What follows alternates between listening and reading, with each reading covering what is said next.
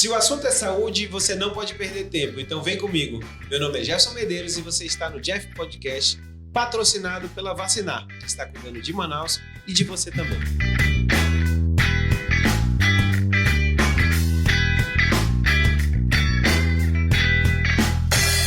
Hoje eu estou do lado só de mulheres, cirurgiãs, lindas, competentes, porque eu acho que tudo isso vem na frente.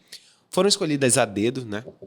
E esse podcast para a gente lembrar que a gente ainda está no Março Lilás, a gente vai falar sobre o assunto aqui, vocês vão ser aquela quebra de paradigma, e a gente vai falar muito sobre esse assunto.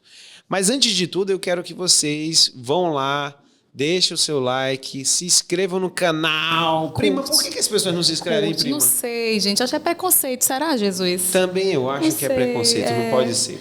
Esse podcast é o podcast número 65. Tem um QR Code que roda aqui em cima na tela. A gente vai falar um pouquinho.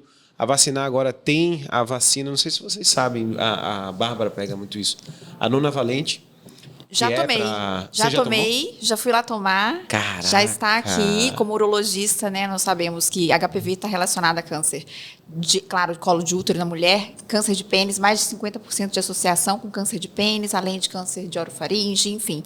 É recomendada a Nona Valente até os 45 anos, sem prescrição, né? Olha aí, Cecília, dá tempo para a gente, irmã. Eu ainda estamos nessa faixa etária. Então, recomendado para homens e mulheres até os 45 anos. Então, são 3 doses acima dos 15 anos e 2 doses abaixo dos 15 anos. Então, é uma prevenção não só da doença, como de cânceres relacionados a ela. Então, tomem a vacina. Então, turma, você que quer tomar a vacina, Nona Valente, a gente vai falar um pouco mais dela também depois, mas você pode entrar em contato, vai na Vacinar, ela tem já assim que lançou, a turma trouxe para cá, para Manaus, é interessante falar sobre isso, que tem aqui em Manaus, e vocês vão atrás realmente para se cuidar. Redes sociais, @Dr. Jefferson Medeiros. Você sabe que o meu sonho é tirar o DR da frente, né? Eu quero ser comunicador e tirar o DR, mas bacana. Um dia chegaremos e a gente vai atrás. Bom, falar sobre as nossas entrevistadas, já que a gente já falou tudo aqui, né? Já botou a bola lá em cima. Doutora Cecília Grangeiro, neurocirurgiã.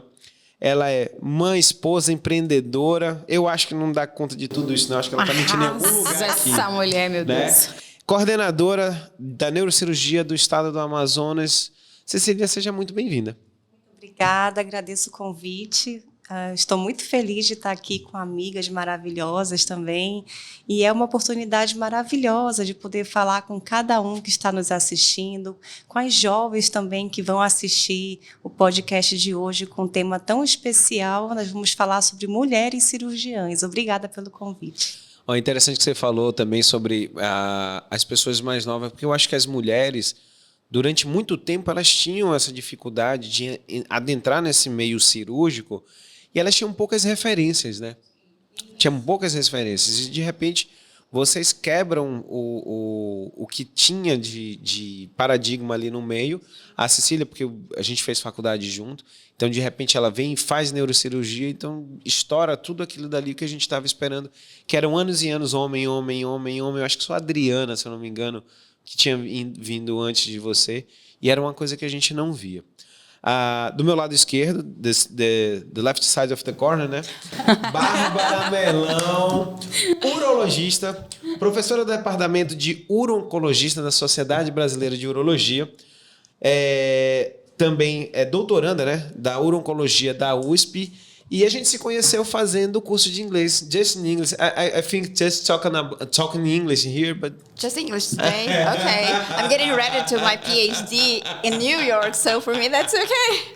Uau. Seja bem-vindo, Bárbara. Ela que, olha, quando eu achava, pelo amor de Deus. Quando eu achava que eu era o melhor da sala, entrou a Bárbara, eu falei assim, nunca serei. Te pisoteou. Eu tinha que defender o Jefferson, ele era bom. Ele era bom, não, ele era bom, veja. Mas ela é excelente. Eu saí do inglês. Eu era bom, mas ela é excelente. Maravilhosa. Seja bem-vindo.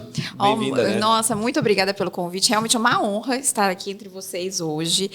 Me sinto honrada. É interessante essa questão dos jovens, né? esse mês relacionado às mulheres, eu não tinha nenhuma referência, eu não conhecia nenhuma urologista mulher quando eu decidi pela especialidade. E eu não que isso tenha me feito falta de alguma forma, eu era muito decidida, eu segui o meu caminho, mas eu acho que faz muita diferença no caminho. E hoje eu conto com mulheres urologistas muito generosas em abrir esse caminho para mim. Então, como eu sou muito agradecida, eu fico feliz em poder abrir caminho sempre que eu posso, do jeito que eu posso, dentro da sociedade, ou mesmo aqui, né? Então, muito obrigada pelo convite. Poxa, que legal, cara. Não, eu acho interessante porque o assunto é exatamente esse hoje, a dificuldade que é dessa quebra, né? De você entrar e do norte que a gente não tinha. Doutora Shirlane Rodrigues, segunda vez aqui no Jeff Podcast. Batendo ponto. Primeiro foi no Estúdio A, agora no Estúdio J, a gente cresceu, a gente já trouxe aqui. Ela é ortopedista, secretária-geral do CRM Amazonas, professora de ortopedia da FAMetro, da Universidade de Newton Lins e mestranda em cirurgia. Prima, seja bem-vinda mais uma vez. Imagina, eu que agradeço, Jefferson, que é isso. É um prazer estar aqui com você. Seu convite é sempre positivo. Qualquer momento você me chamar de noite, eu estou vindo também. Não tem esse negócio, não.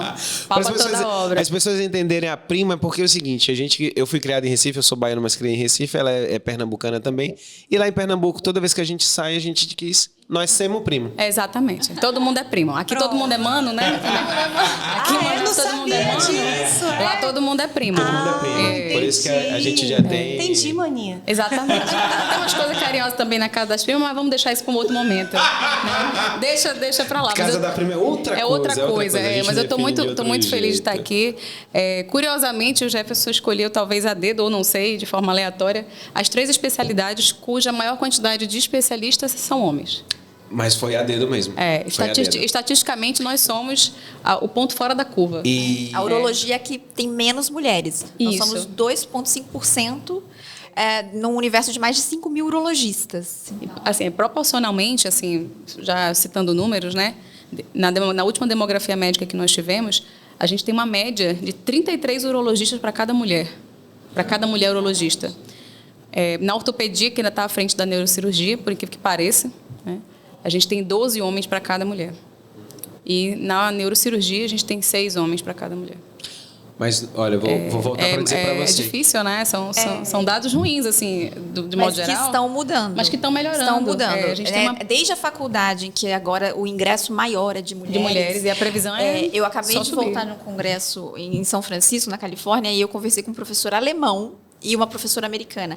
E tanto nos Estados Unidos quanto na Alemanha, a proporção de fellows em urologia e de urologistas, de residentes, é maior entre mulheres. Nos Estados Unidos, em torno de 50%, 50%, 60%.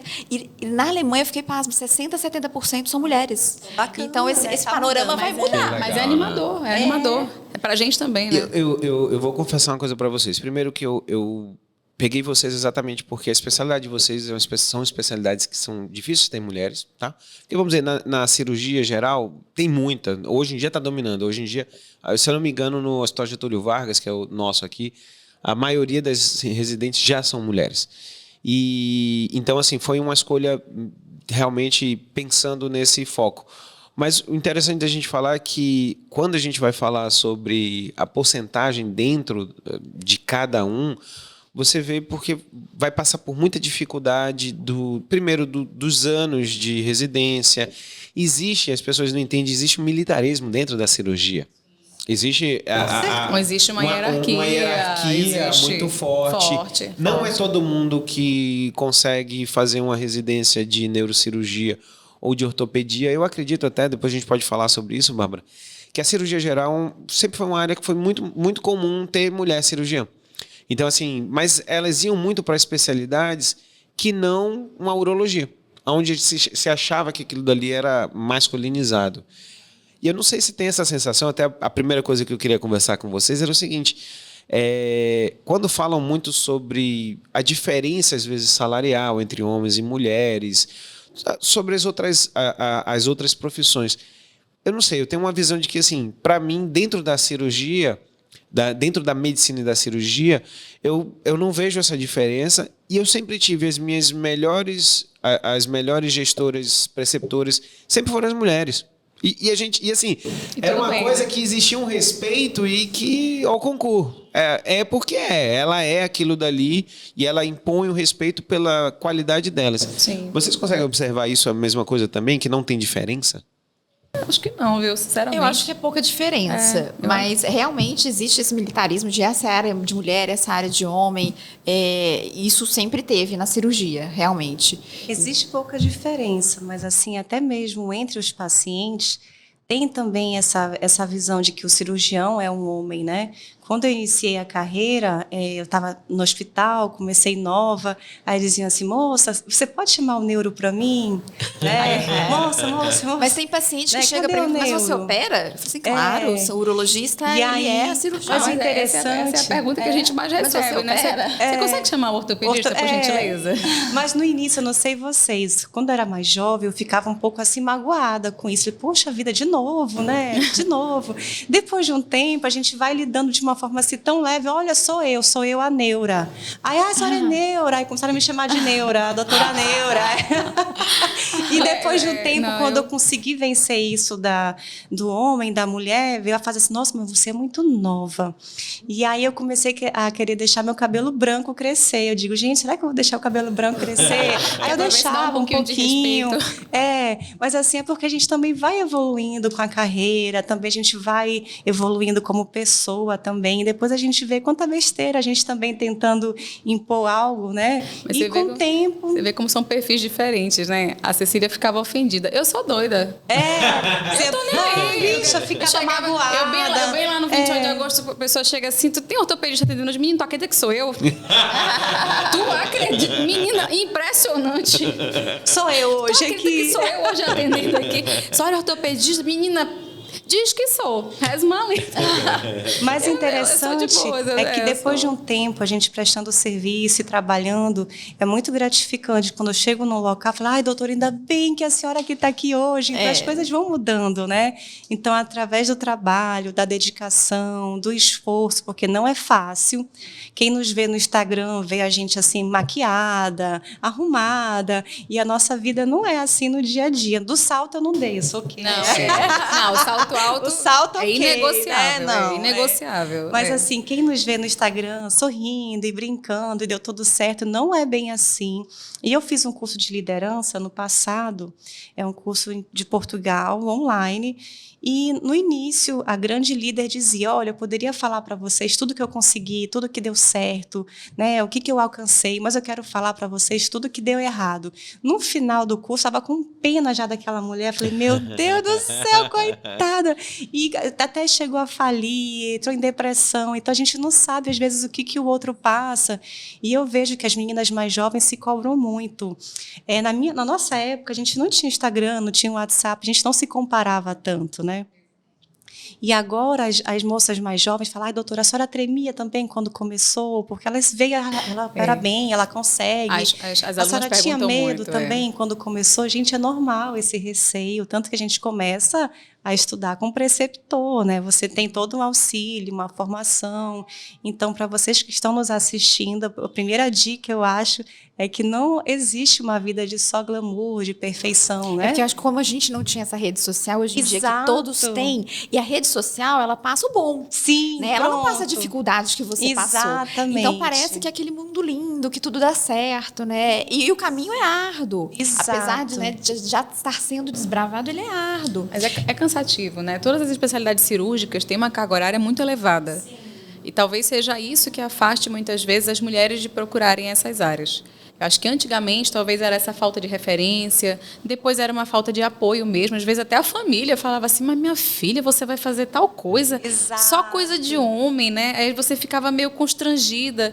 Aí era sem referência, não tinha muito apoio, era uma área realmente que...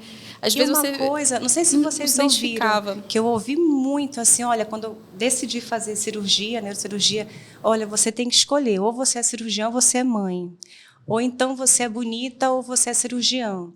Ou você é casada ou você é cirurgião. Foi uma coisa que eu ouvi muito no início, mas assim, como eu nunca liguei realmente para opinião, assim, eu apaixonei pela neurocirurgia na infância ainda, né? E gostei dessa área, fui procurando.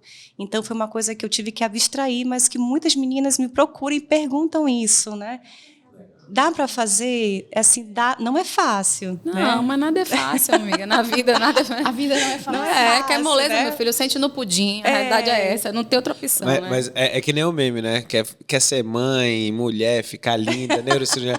É só fazer tudo mal feito que a gente Olha, não mas, vai fazendo aí do jeito. mas sabe, primo, que quando eu estava na residência, isso era uma coisa curiosa. Eu peguei várias reclamações porque, às vezes, eu estava de salto alto no serviço, ou porque eu estava de cabelo solto, ou porque eu vivia delineada. Meu amigo, o delineado faz parte do meu olho. Eu vou olhar você na câmera, no seu olho. Vou dizer, mulher, você que gosta de andar delineada, minha filha, nunca deixe de andar. Olha, se eu morrer e não tiver delineada, por gentileza, me delinei antes de eu estar no caixão. Prima, se eu estiver lá, eu vou mandar delinear. Por favor. Já faz parte, né, faz minha parte, amiga? menina, é uma marca registrada. Mas ninguém vai conseguir fazer igual o seu. Mas faz qualquer coisa, só para não morrer sem, entendeu? Não, é sério. Mas, assim, eu acho que isso é o que dá o seu toque pessoal. Você não tem que deixar de ser feminina para estar numa área que a maioria é masculina. Sim. E é um assunto que a gente já conversou outra vez, porque né? não Na tem nada a verdade, ver. no início, são personalidades bem diferentes, como a gente já falou sobre isso. Quando eu comecei a neurocirurgia, eu usei muito preto, muito cinza. Eu não pintava minha unha de cor clara, que eu dizia, não posso me vestir de uma maneira muito também... Chamativa. ou então muito acessível. Muito menininha, né? Exato, Uhum. né? Não queria ser uma Barbie, séria, né? Sim. E acaba que aí eu queria ser a primeira a chegar, a última a sair, porque eu tinha que mostrar serviço, eu tinha que saber paciente de todo mundo. E acabou que durante um tempo eu deixei a qualidade de vida de lado, né? Porque eu estava focada naquilo, fez parte da minha trajetória, aprendi muito, mas eu estava sempre ocupada e eu não tinha um tempo livre. E eu achava isso normal, não ter esse tempo livre, né? E aí, só depois de um tempo também, com a procura do autoconhecimento, né? A gente vai envelhecendo, vai ganhando os quilinhos também, que eu falei, eita, tem alguma coisa... Essa calça alguma que não tá coisa entrando que eu mais. preciso me cuidar melhor, né?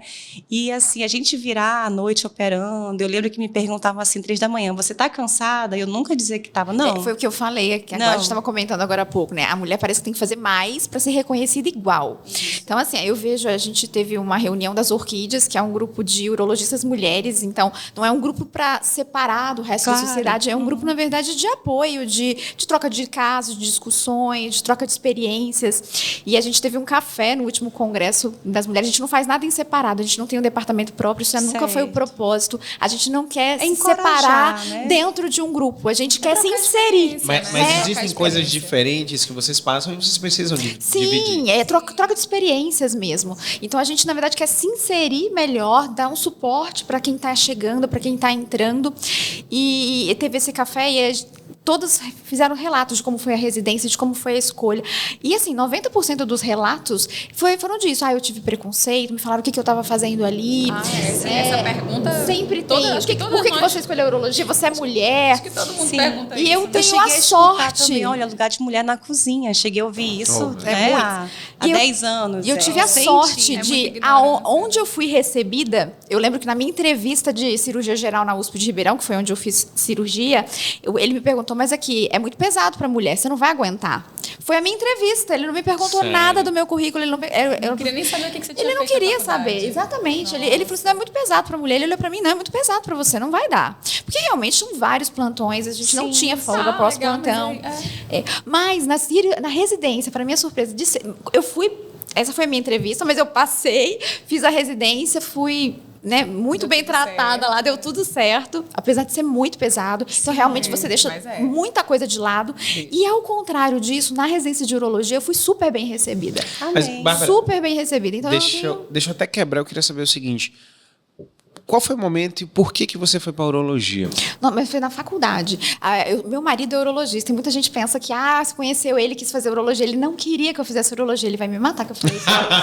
Ele não queria que eu fizesse urologia. Então, eu descobri na faculdade. Eu acho a urologia... Claro, eu tenho um viés, de urologista, Sim. é uma especialidade excelente para Lógico. homens e mulheres. Então, vai desde cirurgia pequena a grandes cirurgias, a transplantes, a grandes cirurgias oncológicas.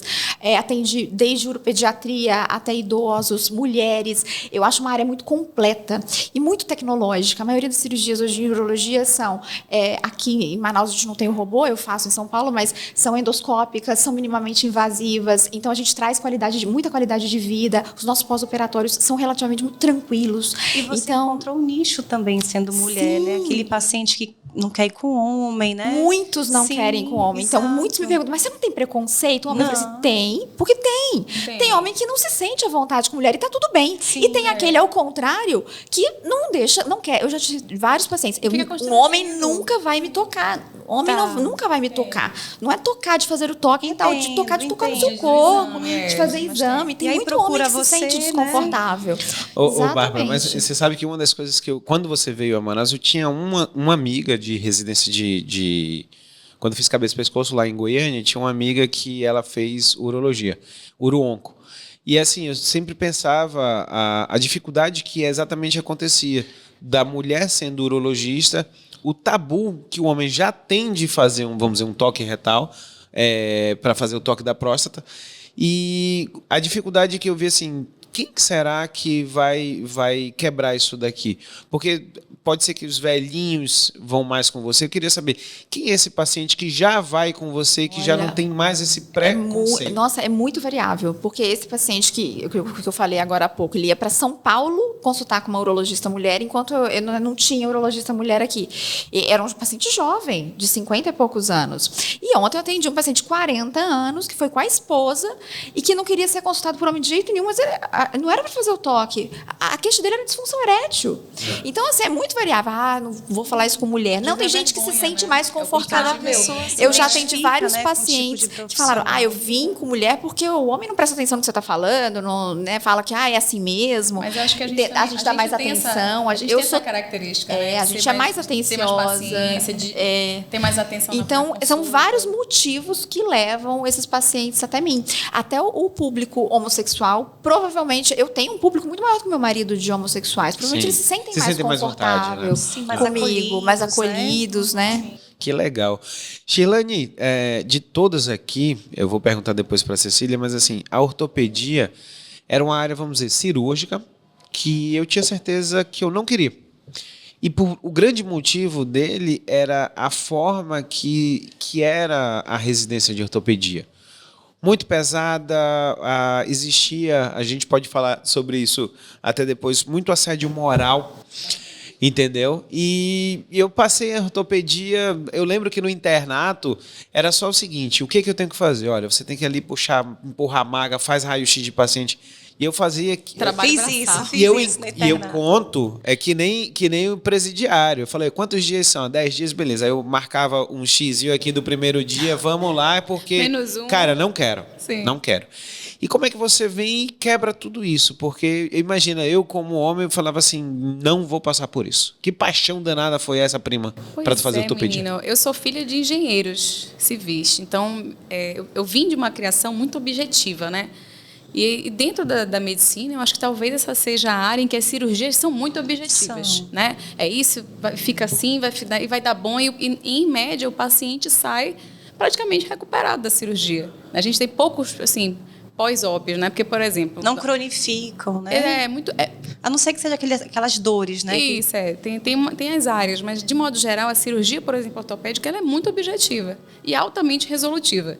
E isso foi o que mais me chamou a atenção. Por exemplo, você passa pela cirurgia, que era uma coisa que eu tinha, no meu caso, a certeza que eu não queria. Entrei numa laparotomia, passei 5 horas vasculhando 10 metros de intestino e falei, não é isso que eu quero para minha vida. Ficar aqui vasculhando, aí vai, beira de alça. Aí bota tudo de volta, aí tira... Aí tu colostomiza, né? Aí bota a bolsa, que é coisa. Aí depois tu tem que reverter. Não dá, gente. Uma cirurgia para fazer outra cirurgia, eu tô fora. Eu sou assim, eu gosto da coisa objetiva. Então, quando eu passei pela ortopedia, a cirurgia me chamou a atenção. No serviço, de modo geral, depois que eu fiz a residência, foi que eu fui escolher a área, de fato, em que eu queria atuar.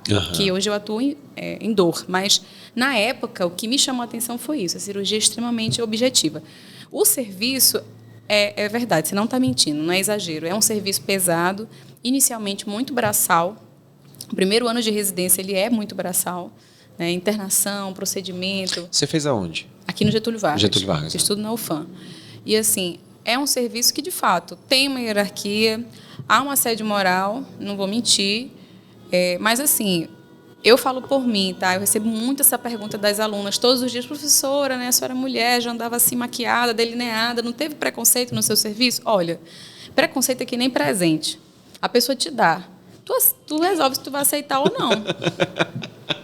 Entendeu? Tu pode receber e jogar na lata do lixo, tu pode receber, levar para tua casa e usar. Né? É que nem eu. Se você me der flores, eu vou jogar no lixo, porque eu odeio ganhar flores. Entendeu? Para mim é igual preconceito. O cara me falava uma coisa, me dizia um negócio, falava que o que eu estava fazendo estava mal feito, e eu tinha certeza que estava certo, que estava ok. É a minha consciência de trabalho. Eu sentia o preconceito, mas, assim, não recebo. Entendeu? Sim. O defeito é da pessoa, não é meu. Agora, claro, a gente tem também que ter consciência. Nem tudo é preconceito, nem tudo é assédio moral. Você tem também que ter consciência de que você está fazendo certo ou errado. Exato. Né? Tem um cara ali, tem que ter o preceptor para te corrigir, para não deixar você fazer uma desgraça. Né? Tem que ter isso. Isso você tem que ter a humildade de entender. Mas, assim, o preconceito em si, o assédio, não me incomoda. Eu acho entender também que aquele período de treinamento, de residência, a gente vai passar por aquilo, né?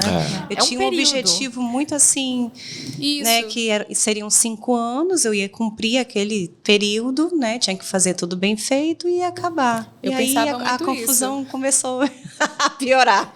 Eu pensava muito isso, tipo assim, olha, eu tô aqui, tá ruim? Tá. Isso, mas eu escolhi, ninguém botou uma faca no meu pescoço, eu já sabia que ia ser desse jeito. E isso é e faz parte do processo. Isso é um período, sabe? É uma fase, vai acabar. Sim. Você não é residente para sempre. E vocês sabem que eu sou muito grata a esse período em que nos levaram assim à exaustão, ao limite, porque nós recebemos pacientes gravíssimos, né? O neurocirurgião pode receber um tiro na cabeça, uma criança que caiu da laje.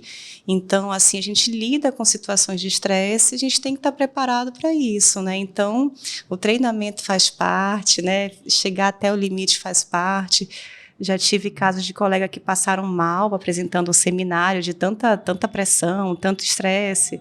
E aí, por isso que fala assim, você fica nervosa falando? Digo, não, porque a gente já falou tanto. A gente já né? já tá tão... não sou extrovertida. Eu acho também que né? quando eu entrei na residência, eu já tinha sido militar. Exato. Então já ajudou. Eu já tinha vivido. Você já sabia como é que funcionava. Exato. Sim. Eu sou filha de militar também, meu pai era militar. Então na minha casa já era assim, senhor, não senhor, entendeu? Já rodava isso. E tudo bem, né? Tá tudo certo. Também Isso acho. nunca me Residência incomodou, tem isso nunca dia para incomodou. começar e dia para terminar. Exato, Então é um grande exato. aprendizado. É aquele aprendizado realmente pro resto da sua vida E profissional. às vezes a gente então, aprende você até o tem que a gente se não dedicar. quer fazer também, né? Falar, não gostei muito dessa conduta, não vou ser assim, e tá tudo bem, né? Isso.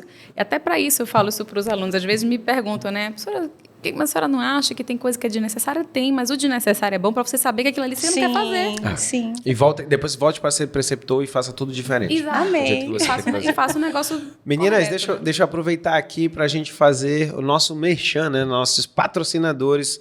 A Vacinar, ela está cuidando do Manaus e está cuidando de você também. Voltar para a nossa vacina. Hoje em dia tem uma vacina nonavalente. Então ela vai pegar 9 subtipos de vírus do HPV e isso daí vai fazer que 90% de cobertura no seu corpo por causa dessa vacina. Então já tem na Vacinar. A doutora Bárbara falou muito bem aqui que você faz a sua vacina até 45 anos. As pessoas acham sempre que tem que ser lá 9, 14 anos é o melhor momento onde a gente está pegando. Mas lembrar que antigamente você tinha uma vacina que era tetravalente, quer dizer, pegava só 4 tipos de vírus. Lembrar que esses 9 vírus são 9 vírus que têm uma chance maior de dar um câncer. Câncer de colo de útero, câncer na orofaringe, que é na garganta, câncer de pênis, câncer anal, câncer de reto. Então, assim, se você ama o seu filho e você também, né? Porque aos 45 aqui, as meninas que estão com 30 anos já estão preocupadas. Não sei por que vocês estão preocupadas com 30 anos ainda. 40 já. Mas a Vacinar é só entrar... falar sobre isso, desnecessário. Esse comentário, ele... A Vacinar tem um QR Code aqui no canto superior esquerdo. Vai lá, baixe Vacinar.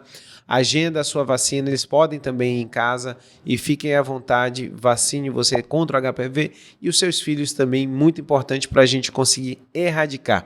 Na Austrália já tem a previsão que em 2030 não vai ter mais casos de câncer de colo de útero, enquanto aqui no Amazonas está em primeiro lugar o maior número de câncer nas nossas mulheres amazônicas, infelizmente, é de colo de útero.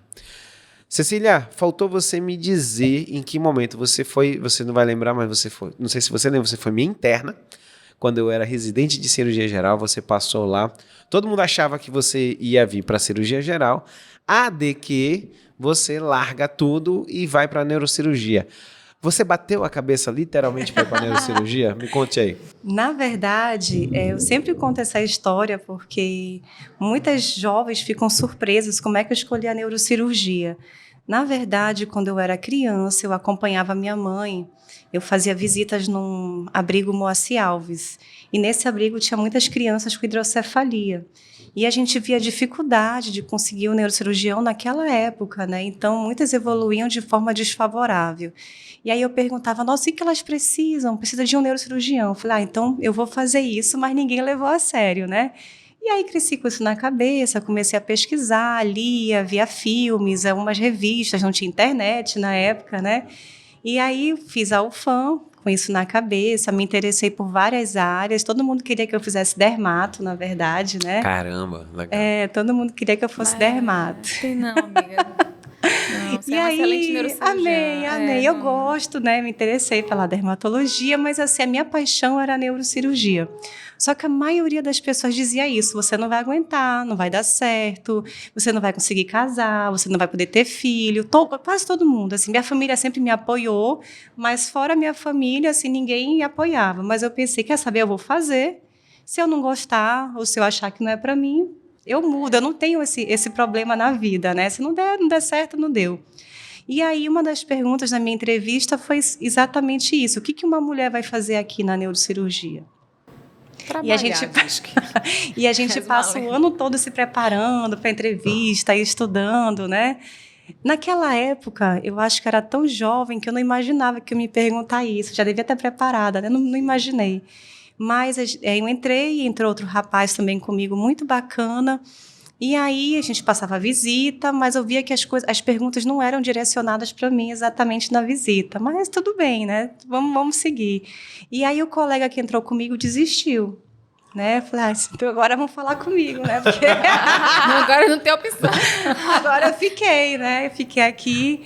E aí entrou outro colega depois, mas eu ouvi assim, muitos comentários. Olha, lugar de mulher na cozinha. Comentários na brincadeira. Mas são pejorativos, não tem jeito. Mas, e aí eu fui levando, fui trabalhando, conquistei a confiança da equipe também. E aí depois, quando queriam operar comigo, eu dizia para a pessoa, olha, meu lugar é lá na cozinha, vai operar sozinho agora, também não vou te ajudar. Tá vendo que o mundo roda, né? Eu não sou tão evoluída. Vingativa, minha irmã. Meu lugar lá na Tira cozinha, vai operar. Mas eu acho que fez parte do aprendizado, não tenho mágoa assim, em relação a isso. E o trabalho que eu venho fazendo é encorajando as meninas mais jovens a fazer cirurgia. Quem não quer fazer cirurgia também tá tudo bem, certo, sabe? Doutora, eu não gosto, né? Para mim, eu gosto da área clínica, eu quero ter meu consultório, e bacana também. Eu acho que o mais importante, Jefferson, assim, eu sou mãe. Sim. Tenho 2 meninas. O mais importante realmente é você pensar o que você quer para o seu futuro, como é que você se imagina, o que você gosta de fazer, qual que é a sua missão de vida, né? Porque eu acordo muito feliz para ir para o meu trabalho, eu torço pelos pacientes, eu torço quando dá certo um procedimento, eu fico chateada quando realmente não sai daquela forma que a gente pretendia. E se você não tem essa missão, eu acho, no coração, as coisas não andam, sabe? E eu acho importante as meninas que estão nos assistindo, se você não quer fazer cirurgia, não tem problema, também está ótimo. Mas se você quer, tenta pelo menos, né, para ver se vai dar certo, né?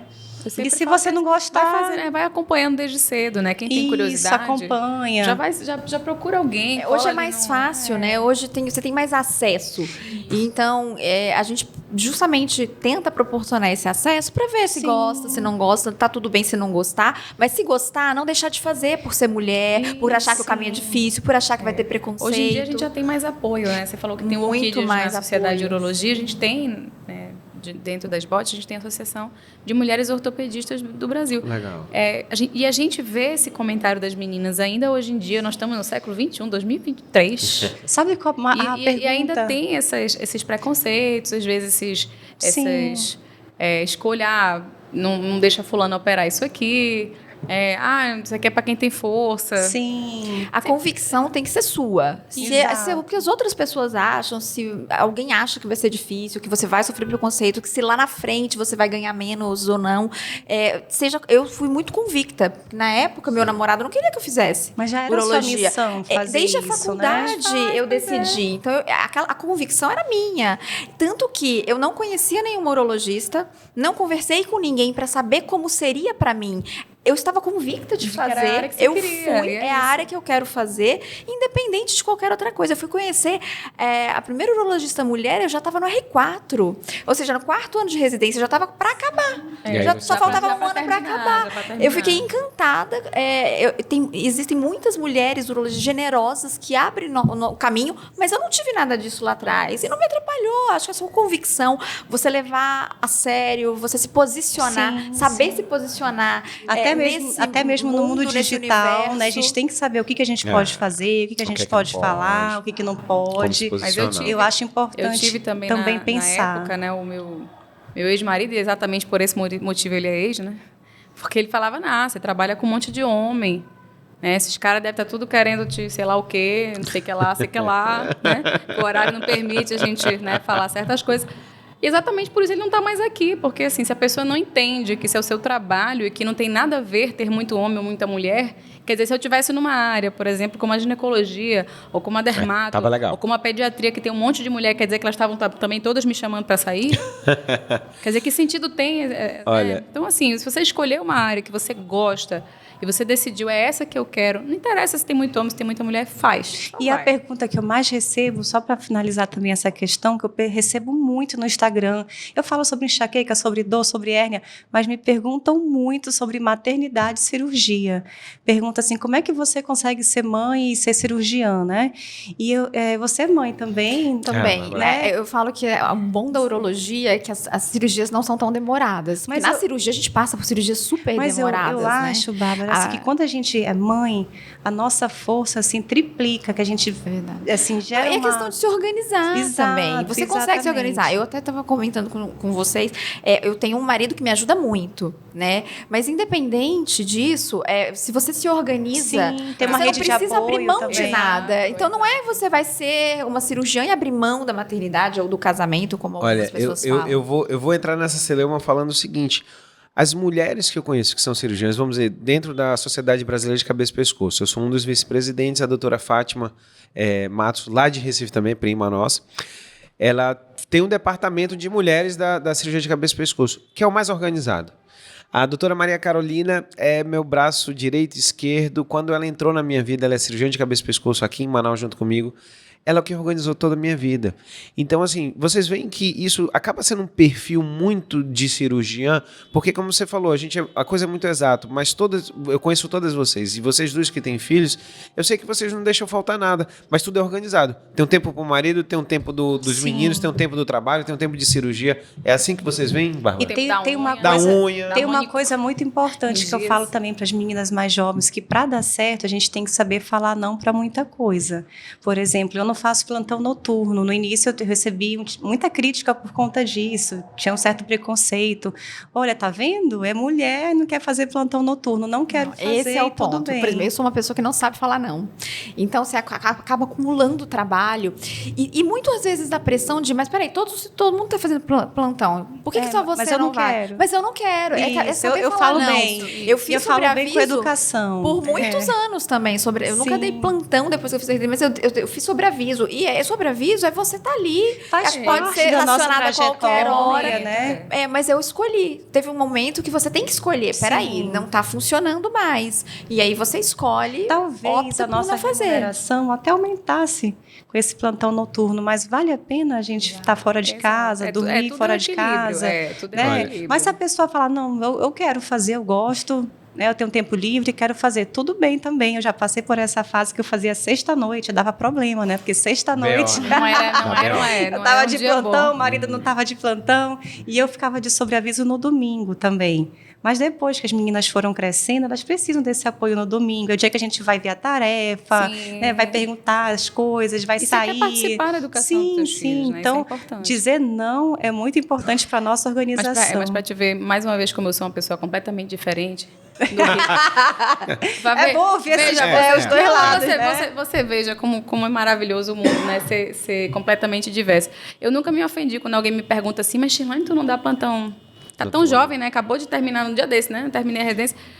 Já não quer dar plantão de noite nem final de semana. Eu digo, meu amigo, quem dá plantão final de semana e noturno, ou é mal organizado, ou é infeliz. Entendeu? Igual aquele vídeo do homem que fala sextou, como é que é? Agora quem fez. Exatamente. Acabar quem dá plantão final de semana e de noite, ou é desorganizado, ou é liso, ou é infeliz. Eu não sou nenhum dos três, tá tudo certo. Olha, uma coisa que aconteceu lá em casa, minha esposa é anestesista. E eu lembro muito bem quando a gente voltou da residência, o acordo lá em casa foi o seguinte, somando o salário dos dois, um salário de um da gente já dava o dobro do que os pais da gente ganhavam. Então, somando o salário dos dois, a gente era uma coisa bem. Que, poxa, não era uma realidade dos nossos pais. E a minha proposta para ela foi o seguinte, a gente não tem que os dois se matar. Isso. Se cada um fizer pouco, porque o grande problema, e aí outra pergunta para vocês, é porque a minha gerente do banco, de uma vez no Itaú, falou assim, qual é o problema do cirurgião, do médico, quando ele termina? Ele quer o carro mais de 250 mil, um imóvel mais de 1 milhão. Ele quer fazer dublê de rico, esse é o problema. E ele quer viajar para a Europa, mas não é um de cada vez, ele faz os 3 ao mesmo tempo. Aí tá lascado. E aí ele tem que trabalhar final de semana, ele tem que trabalhar... E quantos amigos nossos... que se separaram exatamente porque estavam endividados. E aí o cara não via família, não via filho, estava cansado, estresse.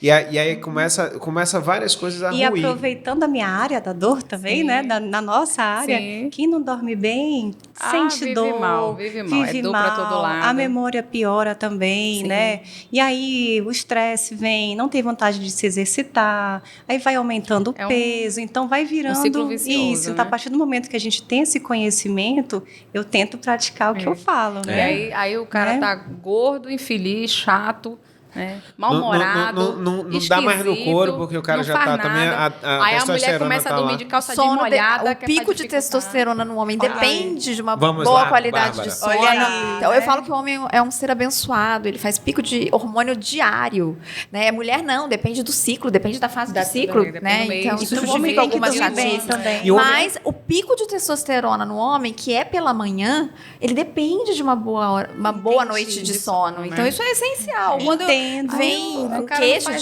de hipogonadismo, né, que é a diminuição do hormônio, a primeira coisa que você dorme bem? Nossa, não, pronto. Primeira coisa que você tem que resolver. Sono, né? Não vai nunca ter o pico. E tem pessoas que precisam trabalhar à noite, tem pacientes que não podem largar esse emprego, né? A família toda depende disso, está tudo bem. Mas se a gente tem a chance de escolher isso, né? Então aprender a dizer não, saber qual que é o seu projeto. E eu procurei conhecimento também, a gente, né? Fazendo mentoria, porque o médico, a gente tem a formação ali da área científica, né? Essa parte de empreendedorismo, de foco, a gente não entende, né? Então, depois que eu terminei a residência, depois que eu comecei a trabalhar, comecei a pesquisar por essa área também. E aí tem um momento, não sei se vocês passaram por esse momento, que tudo a gente se interessa, né? O consultório, o trabalho, a cirurgia, o plantão, e a gente vai pegando. Só que tem uma hora que a gente está também no limite já, né? Essa daqui, depois conversa com ela. Depois de um treinamento. Depois eu tenho dificuldade de falar não. Esse é o meu problema. Aí você entra nessas dificuldades. Pronto, mas depois de um treinamento, que eu também ia fazendo. Mas o negócio é você começar a aprender a trabalhar qual que é a menos prioridade? E qual que é a nossa prioridade, né? Então, assim, já demorei a largar alguns contratos também, porque eu dizia, não, mas esse daqui eu estou confortável. Não, mas às vezes não é só trabalhar. Por exemplo, hoje eu faço doutorado, aí eu trabalho, eu sou mãe, aí eu sou empreendedora, eu tenho meu consultório, eu tenho, né, a empresa. Então, são muitas atividades. Aí tem toda a parte acadêmica dentro da sociedade. Tem um marido, né? Tem marido. Esqueci que com sua esposa. Reza uma assim, lenda tem Reza uma que se lenda, né? organizar. Tem um marido, Reza coitado, uma pra lenda. dar Então, força. realmente, você tem que se organizar. E disso tudo, você vai passando por experiências. A gente ainda é nova. Nós todas somos novas. Então, você vai aprendendo. Não, isso eu quero pra minha vida, isso eu não quero, né? Então, de tudo que você vai absorvendo, aí você vai começando a aprender. Não, esse caminho eu não quero. E vai aprendendo a falar não. Eu ainda tenho uma certa dificuldade. Mas é normal também essa dificuldade. E também falo sobre isso com as estudantes também, que no início a gente fica um pouco perdida. O que eu vou fazer? Onde eu vou trabalhar? Como é que é o mercado de trabalho para a área cirúrgica também, para as mulheres na cirurgia? Tem vaga? Não tem? Como é que os honorários? Como é que estão os honorários médicos atualmente também? E tudo isso a gente vai aprendendo. Ninguém nasce sabendo tudo. Sim. Quem tiver dúvida, nós estamos também, né, Estamos disponíveis aí, aí né? para Pra ajudar, para tentar lógico, ajudar. pra Porque a gente não apoiar. souber, a gente fala também, não sei, vamos tentar pesquisar. A gente não teve esse caminho mais Não fácil, mas a tivemos, gente pode proporcionar para as outras Exato, pessoas, né? não, é verdade. Ser generosas a ponto de compartilhar. Bárbara, Erros, acertos. falando sobre a parte fácil e difícil. Você contou uma história, e eu vou te contar uma que eu tive também na USP Ribeirão. Eu fui fazer prova para residência cabeça e pescoço, e tô na banca, e a pergunta foi o seguinte, falaram assim, doutor, o senhor veio de Manaus? Eu falei assim, sim. Aí ele falou assim, quantos habitantes tem em Manaus? Eu falei assim, olha, na época uns 2.500. 2.500. Não. Ou 2 milhões, desculpa, 2 milhões. Não, tava 1 milhão e 500, 2 milhões e agora. 2 milhões e 500. Eu falei na época 1 milhão e 500. E aí ele falou assim, mas o senhor tá falando só de gente ou de macaco também? Oh, Meu Deus. E aí a minha A pergunta ignorância não é... tem fim. Não, olha só. Não, na hora eu olhei para a presidente da banca, que era uma mulher, uma chefe, que hoje em dia eu me dou super bem com ela. E ela viu a deselegância de uma resposta dessa. Mas a pergunta para você é assim, e assédio moral? Como é que você lidou com isso daí? Porque na urologia até então não existia mulher. De repente você adentra também o serviço e a galera fala assim, bicho, o que essa mulher tá fazendo aqui no meio? É engraçado que na minha residência eu não tive assédio moral. Eu fui muito bem recebida. Então, é o oposto de 80%, 90% das histórias que a gente ouve. Mas tem muito ainda. Então, eu fui a primeira mulher da minha residência de urologia. Nunca tinha tido nenhuma mulher. Então, eles não sabiam muito como lidar. Então, eu acho que eles foram com tantos dedos que eu não tive o assédio moral. Mas, assim, eu ouvia de outras especialidades, não dentro da urologia. E uma vez eu ouvi o meu chefe falando isso. Mas essa aí dá conta? Porque o serviço era pesado. A gente começava a cirurgia às 6 horas da manhã. Todos os dias, de segunda a sexta. Então, eu tinha que, antes das 5 horas, estar lá. E terminava a hora que terminava tudo. Ou seja, tinha dia que eu chegava a 1 da manhã para 5 horas, eu estar de novo lá. Eu nunca ouvi isso da minha especialidade, mas era um grande hospital oncológico do interior de São Paulo. Então, na residência de urologia, eram cirurgias pesadas. Cirurgias oncológicas são as cirurgias mais pesadas que tem, são as mais demoradas. E eu ouvi de outra especialidade, um cirurgião oncológico falando assim, mas se ela dá conta? Aí ela falou assim, não. Aí ele me defendeu. Eu vi ele me defendendo. Mas tem muito assédio moral. Dentro da própria Sociedade Brasileira de Urologia, eu sou a primeira e até agora a única mulher do departamento de urologia. Nunca tinha tido. Então, assim, muitas vezes esqueceram de me colocar no grupo do departamento. Porque nunca teve mulher, tava tudo bem. Tava tudo normal, né? Aí, eu tava no departamento recebendo e-mails e eu falei assim, nossa, com quem que eu converso? Peraí, você não tá no grupo? Não tô no grupo, porque... Pois é. Então, assim, você tem muito isso ainda. Eu acho que nunca tive um assédio moral do departamento, mas é por esquecimento, às vezes. A gente tem que ocupar esse espaço. A gente tem que ter mais mulheres na liderança. Eu ocupei um espaço hoje dentro do departamento que nunca teve mulher, que eu quero deixar para outra mulher. Então, a gente vai começar um projeto agora em Rio e São Paulo, só de urologia, chama Uro Women. Porque dentro da urologia já é a especialidade médica com menos mulher. E a uro-oncologia é que tem menos ainda. Então, eu estou enveredando para um campo atrair. bem... Prima, você sentiu atrair. o women? Senti. Cara, perfeito. Eu pensei Eu tenho que nisso. treinar esse Perfeito, Não, tem que treinar. Tem que... eu, assim, eu tenho que voltar para o inglês de não fui eu. novo, Bárbara, Tem que contigo. voltar pro Tem que voltar para o inglês contigo Mas de novo. é questão de abrir espaço. Mas nunca falaram nada pelo teu cabelo? por ser loura? Porque Já, também já tem falaram de porque tudo, também tem da esse maquiagem, de Exatamente. ser loura, de andar de salto. Gente, até Ah, meu o meu Crocs era tem salto. Eu já salto. passei. Eu sou baixinha. Sério? O meu Crocs tem Eu um não sabia. saltinho. O meu Todo mundo também. me pergunta onde eu O meu comprei. também tem um Então, mas eu nunca saltão. deixei de ser assim. Até a residente de urologia da USP desse ano. É a primeira vez que tem uma residente de urologia que não formou na casa, que não fez nada na casa. Ela entrou direto para urologia. E ela me perguntou, quando eu a conheci o ano passado no Congresso Uro-USP, mas, Bárbara, você foi sempre assim? Você é assim? Porque eu sou muito vaidosa, eu não sei se cabe. Ela falou assim, não se mude por nada. Não, cabe sim. As pessoas, o ambiente tem que se adaptar a você. Para que você vai mudar? Você não chegou onde você está do jeito que você é. Então, conquiste mais espaço. Só isso. Não mude pelos outros. também não Sheilane, tive, não. deixa eu te perguntar uma coisa. Diga Foi duas. uma coisa que eu passei dentro da residência, eu olhei, observei e dei graças a Deus por ser homem. Era minha residente de segundo ano, dando um esporro numa residente de primeiro ano, quer dizer, era mulher para mulher, então era um assédio moral de mulher para mulher. E essa residente do primeiro ano, ela querendo chorar e a R2 falando assim, não chore, porque aqui dentro do serviço os meninos olham a gente como mais fraca e se você chorar você vai dar pano para manga para eles. Eu já queria chorar, só pelo esporro que ela tinha dado. E dei graças a Deus, porque eu falei assim, graças a Deus eu sou homem, eu não preciso passar por nada disso. Aconteceu isso com você na residência? Existiam outras residentes mulheres? Como é que foi essa construção dentro da residência de ortopedia? Eu tinha só 2 residentes acima de mim, mulheres. Uma que jogava cartola com os meninos, então não contava muito. Assim, ela não estava muito preocupada com nada de observação. Mas tinha uma outra acima de mim que estava muito preocupada. Acho que ela passou assim metade do semestre preocupada com o meu cabelo, preocupada com o meu delineado, preocupada com o meu salto alto, preocupada com a minha calça, com a minha blusa.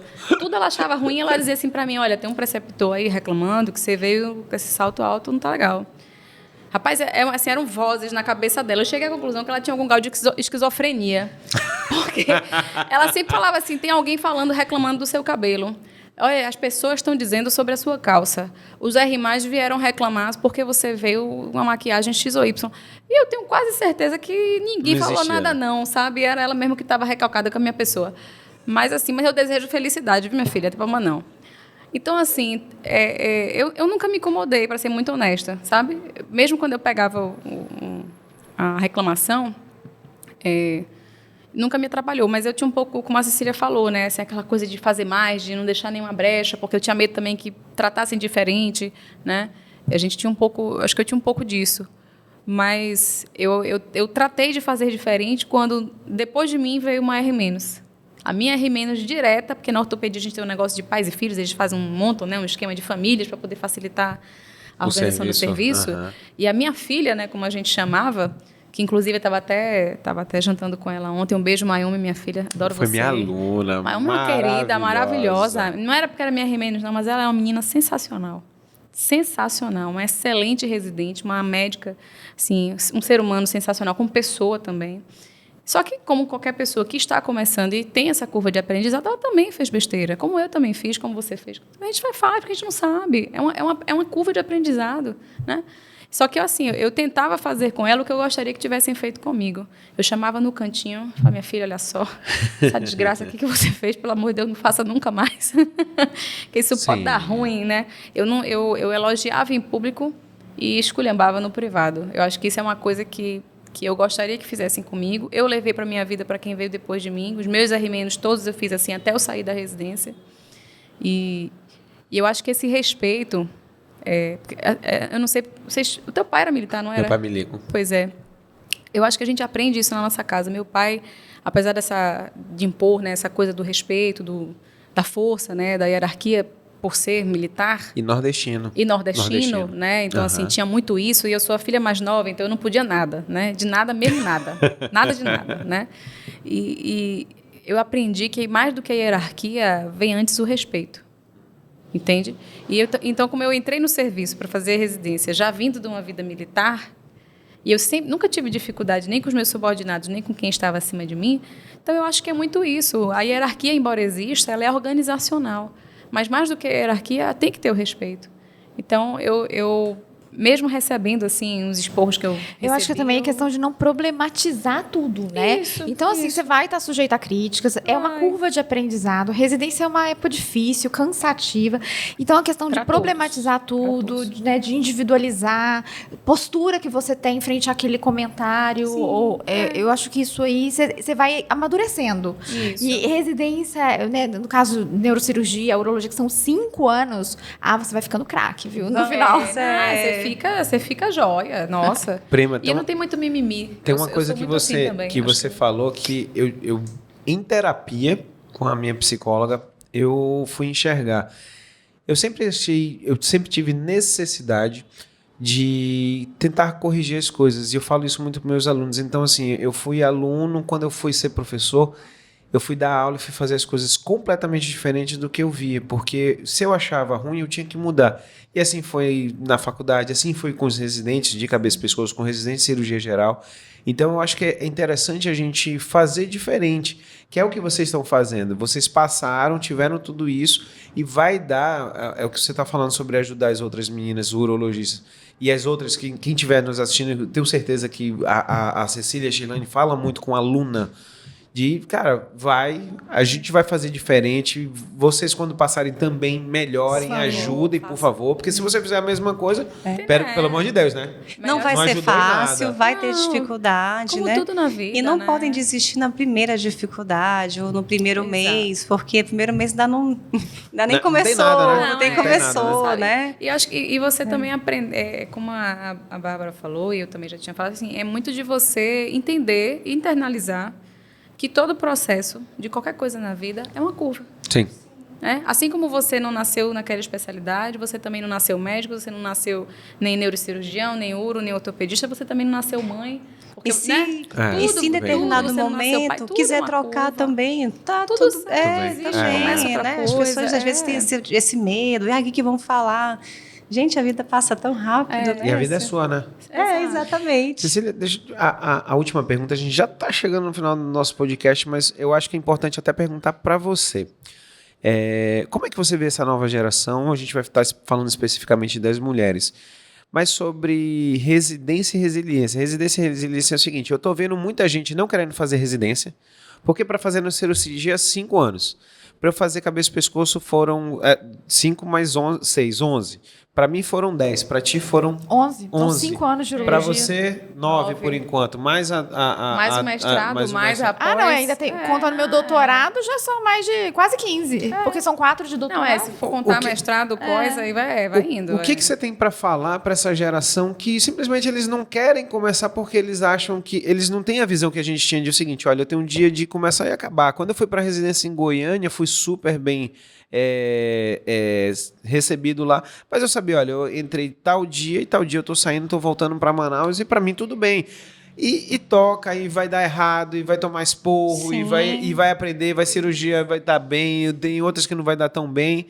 O que você tem para falar para essa molecada nova? Certo. Eu gostei muito dessa pergunta, é muito importante, porque eu atendo muitos pacientes dessa geração agora, que vão fazer o vestibular, ou que estão terminando a faculdade, e esses pacientes me pedem muito uma fórmula mágica, de como aprender mais rápido, de como ter uma memória melhor, uma pílula para decorar mais, para passar no concurso. O que eu queria falar para vocês é que não existe atalho, não existe esse atalho, infelizmente, a gente não tem esse comprimido mágico, e eu acho que esse treinamento, a busca pela residência médica, pelo aperfeiçoamento é importante, não só pela parte do conhecimento, mas pelo amadurecimento também. Eu não sou a mesma pessoa de quando eu comecei a residência médica, a gente começa de um jeito e termina de outro, né? Graças a Deus. Exatamente, né? E também é isso que eu trago dia após dia, sempre eu tento melhorar em algo, aprender com alguém, escutar também. E eu acho que nessa nova geração o conhecimento está muito superficial, porque é tanto conhecimento, é tanta informação, é tanta coisa que pode ter acesso, que não estão aprofundando o conhecimento. E assim, falando agora da minha área, da neurociência, o cérebro está sendo estimulado o dia todo, com informações diversas, informações diferentes. Então, é importante que a nova geração saiba o que quer, mas eu não quero fazer medicina, eu não quero fazer direito. Tudo bem também, né? Várias profissões novas estão surgindo e graças a Deus, né? Bem, né? Mas assim, a partir do momento que você definir qual que é a sua missão, se você não souber, procure um especialista, né, que possa te ajudar nisso, mas que você aprofunde no conhecimento, assim como também na escolha da residência médica. Mas eu quero alguma coisa que vai me dar dinheiro rápido. Também eu escuto isso, eu digo, não tem. Para mim, Tem não. quando o aluno chega e fala assim, tem. professor, o que dá dinheiro? Eu falei, A cara, gente você não tá escuta fazendo aí, errado. tá fazendo errado. Faz o seguinte, volta tudo zero, começou sai da errado. medicina. Isso. porque se Escolhe for- outra coisa, É. crente. Escolhe outra porque coisa, Você veio pra profissão errada. porque a gente trabalha todo dia. Uma vez eu escutei assim, mas é porque às vezes o médico não sabe cobrar. A gente realmente tem essa dificuldade, aprende a cobrar, a nos valorizar. Só que a nossa profissão é muito linda. A gente não pensa no dinheiro, no retorno Exatamente. financeiro. Claro que nós temos nossos compromissos, o boleto a pagar, né? Tudo que a gente... Os meninos, quando vem menino, piora as sim. coisas. Mas assim, a nossa missão, assim, eu fico até emocionada de falar, vai muito além disso, né? A gente às vezes não tem cura para tudo, mas às vezes você ouvir uma mãe desesperada, ouvir um pai que quer algum tipo de opinião, assim, faz tanta diferença. Os elogios que fizeram de você hoje também, né? Isso assim, não tem dinheiro que pague não isso, tem. né? Então, acho que essa mensagem para quem quer um atalho, não quer fazer residência, ou quer procurar alguma coisa que dê dinheiro, uma coisa mais Eu rápido. acho que assim, a raiz do né? problema é muito mais profunda, né? Então vem Isso. desde a abertura indiscriminada de escola médica, agora o CFM, né, colocou uma resolução em que o que não é residência não pode ser considerada como especialidade, Sim, não pode ser sim. anunciado. Então, assim, por muitos anos foi deixando isso acontecer, né? E a gente culminou agora com o menor índice de médicos procurando residências, aquela questão de médicos do Instagram, Sim. né, se intitulam alguma coisa e falam que são especialistas ou fazem uma Eu até tenho pós. tem um meme hoje em dia, não sei se você já ouviu, que médico que faz residência é porque ele não se garante Não no se Instagram. garante no Instagram. Olha que triste, gente. Olha que Mas, triste. assim, E outra Olha. coisa que eu escuto assim, ai, doutora, mas 5 anos vai demorar. Os 5 anos vão passar de qualquer Você minha jeito. velha, Se é minha isso que filha- você quer, Eu tô com Faz. 45, já passou esses 5... Já passou 9 várias vezes não já, é? né? Vai passar Mas de assim, qualquer eu acho jeito. que para você que é estudante, está na faculdade, né, e tem essa dúvida, eu não sei se eu quero fazer residência, são muitos anos, é muito puxado, eu quero fazer uma coisa mais leve, né, entre aspas, né, ou uma pós aí, qualquer fuleiragem que a gente não sabe, nem tudo presta, né, por aí. Deixo para você o recado que é desanimador, né, não fazer residência. Primeiro porque você não pode anunciar a tua especialidade. O CFM agora não pode permite. mais. Agora essa Nunca resolução pôde. já está... Nunca pôde. Está que, falando na agora a verdade, não secretária-geral podia, do mas CRM Amazonas. Nunca pôde. Mas agora o CFM fez uma resolução, não pode mesmo. Agora é crime, você pode denunciar. Não, mas sempre pôde. Mas sempre, Sempre pode mas, denunciar. assim, a questão também verdade nunca essa era punido. Né? Essa resolução sempre existiu e a gente sempre recebeu muita denúncia sobre isso. E a gente segue orientando os colegas para não fazê-lo, né? Porque existia também uma coisa da pessoa diferenciar, né? Ao invés de anunciar a especialidade, não se anunciava como especialista, mas anunciava a especialidade. Por ter experiência entendi. na área. Por exemplo, a pessoa não era neurocirurgião, mas ele anunciava neurocirurgia. Porque tinha experiência, mas nunca fez residência. Isso era uma coisa que acontecia antigamente porque não havia serviços de residência. E uma coisa excelente da Sociedade de Ortopedia é que você não pode, né, não é contratado se você não passa na prova de título. Então, por exemplo, na urologia, infelizmente, nós temos em Manaus, acho que só 40% dos urologistas são titulares da sociedade, ou seja, passaram pela prova do crivo da sociedade. Infelizmente, é triste. Porque nós temos professores de urologia aqui que não têm título. Que nunca fizeram. E podem exercer. Então, eu aplaudo a Sociedade de Ortopedia. A gente vem nisso, né, assim, tentando fazer o ficar melhor, exatamente pelo motivo de que há muitas escolas médicas, a gente vai ter cada vez mais médicos sendo jogados no mercado de trabalho. Né? Para quem ainda está na faculdade ou está às beiras de se formar, não desanime, mas também não deixe de querer fazer uma especialidade. Escolha algo. Porque o mercado vai ficar mais difícil. É uma tendência natural. Né? Quando eu me formei, a gente tinha 3 faculdades na cidade. Mais difícil, mais Hoje judicializado. Então, para vocês terem respaldo, vocês precisam disso. Hoje a gente tem 6 faculdades na cidade. Então, está ficando cada vez mais difícil. Meninas, estouramos Eu acho que dava para 3 Muito horas triste, aqui de podcast. muito triste. Muito Palhaçada fácil. Ainda bem que a Sherlane fala pouco. Mas vamos lá. Olha o bullying. É Olha o bullying, né, olha prima? o Mas a gente bullying. só pode falar com isso quem é da família. Eu queria que, primeiro, Bárbara, deixe as suas redes sociais, que eu já estou brigando com ela.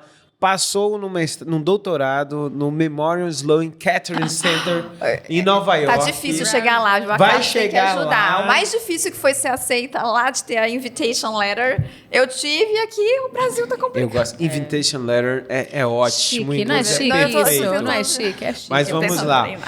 Eu queria que você falasse suas redes sociais, porque assim, eu tô vendo que tu já vai fazer um doutorado lá, porque você não se garante no TikTok. Então vamos lá, deixa nem seu... tenho seguidores. Tem poucos seguidores no gente. TikTok. Nosso Você não tá TikTok não tá dançando. legal, Você não não tá tá legal. dançando, minha irmã, no Tu TikTok. tá precisando ir errado. pra Nova York porque tu não sabe dançar TikTok. Fale lá sua rede social, Instagram, vamos lá. Ó, Bárbara Milão, _ urologia. Tem bastante informação lá de urologia, confesso que eu tenho que atualizar mais. E a Uromed Manaus, que tem mais informação do que a minha rede. E tem um Mais site também da fácil. Uromed Manaus. uromedmanaus.com.br. Você e o meu grande amigo, doutor Dimas Arrasou. Melão. Sheilane, suas redes sociais, por favor. Eu sou de casa, né, menina? Doutora Shirlane Rodrigues. Lá eu compartilho, né, assuntos de educação médica, porque eu falo muito com os alunos, né? Também compartilho coisas de ortopedia, de ética médica, de dor, uma salada, né, De menina? triatlon, Loucura, né? De triatlon, e agora ela de é triatlon, triatleta. porque eu voltei Ela é triatleta. focada. Ela é Voltei. daquelas. Eu voltei focada.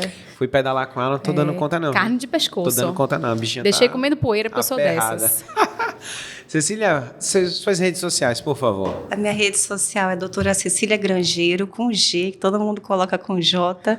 E lá também tem muito assunto sobre neurocirurgia, sobre dor e sobre também encorajamento para as mulheres. Eu gosto muito de falar sobre isso. Teve uma época que falava assim, nossa, você está misturando as coisas, mas não tem jeito, eu falo. Não querendo competir com ninguém, nem dizer que nós somos melhores, não é isso. É realmente dizer que vocês conseguem, se quiserem ser neurocirurgião, cirurgião, urologista, ortopedista, quem estiver nos assistindo, sigam seus sonhos. Esse Oscar foi maravilhoso, né? A gente falou tanto sobre isso, né?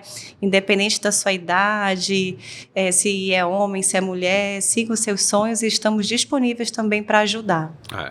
Turma, eu quero mais uma vez pedir para você se inscrever no canal, manda esse episódio aqui se você quer que alguma pessoa, principalmente as mulheres, se você tem alguma amiga médica, o pessoal da área, mas não é só mulher, a gente, na realidade, assim, eu trouxe vocês aqui, mas vocês não representam só as mulheres cirurgiãs, vocês representam as mulheres.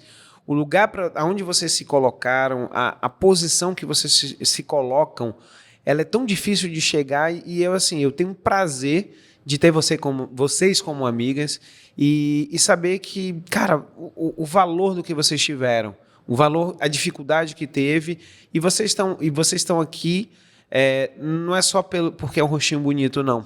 É porque vocês conseguiram chegar e ter um know-how onde as pessoas que estão ao redor de vocês conseguem ver todo o valor de vocês. Obrigada. E um rostinho obrigada. bonito também. Gostei. E um rostinho bonito também. Não, também. Não desvalorize nossa maquiagem, que é cara. Entendeu? Nosso botox que está em dia, entendeu? Não desvalorize. Muito dinheiro investido também. Muito. nisso Aqui é daí, investimento né? altíssimo, meu amigo. Pessoal, até o próximo Jeff Podcast. Um grande beijo no Obrigada. coração de vocês. Tchau, tchau.